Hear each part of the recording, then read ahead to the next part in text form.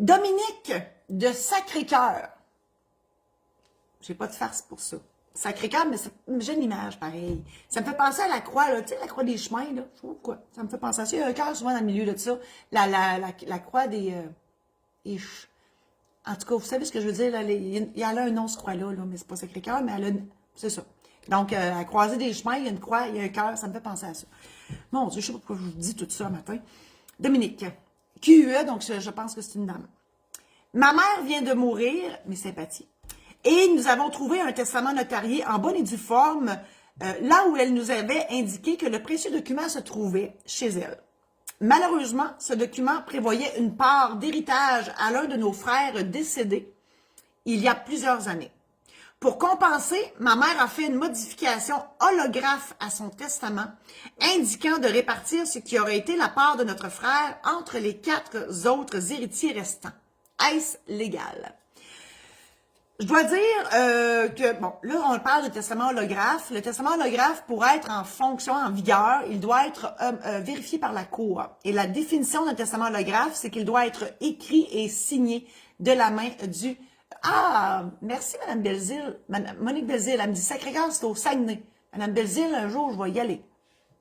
D'ailleurs, je commence mes conférences. Si vous voulez avoir une conférence chez vous, Mme Belzile, faites-moi signe. Moi, vous organisez ça. Alors, merci. Donc, le testament holographe écrit et signé de la main du testateur, mais pour être valide, il devra être vérifié par la Cour à ce moment-là. Et oui, ici, c'est sûr que les enfants vivants, vous avez intérêt à le faire parce que si vous le faites pas, ben le Code civil vient suppléer à ça et la représentation s'applique. Donc, les enfants de votre frère décédé, ils hériteraient. Voilà. Parce que c'est de même.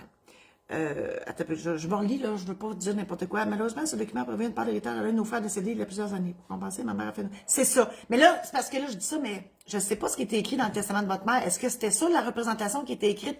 Je présume que oui, là, que si votre frère décédait, que c'était ses enfants qui héritaient. On appelle ça la représentation. Et en l'absence de testament, ça s'applique, ça. Donc, si vous avez des... elle était... Madame, mais oui, Mme Belzile est à Lebel-sur-Quévillon. On va y aller aussi faire une conférence, Mme Belzile, à Lebel-sur-Quévillon. Merci de m'informer de où était Sacré-Cœur, mais comme je vous dis, je peux y aller à Lebel-sur-Quévillon faire une conférence pour vous. Marcel va venir avec moi, vous allez voir la face, au lieu de juste l'entendre japper. Donc, c'est ça. Mon Dieu que c'est compliqué à matin, il me semble. Je fais du coq à l'âne pas mal, j'en suis fort désolée. Marcel m'énerve. Donc, c'est ça. Alors, le testament holographe doit être vérifié par la Cour. Et ici, je présume que votre mère, dans son testament, avait mentionné le fait que s'il y avait un de ses enfants qui décédait, sa part s'en allait à ses propres enfants. Donc, on appelle ça la représentation. Voilà. Et ici, elle voulait modifier ça pour une raison qu'on ne connaît pas, puis c'est pas nos affaires. Donc, voilà.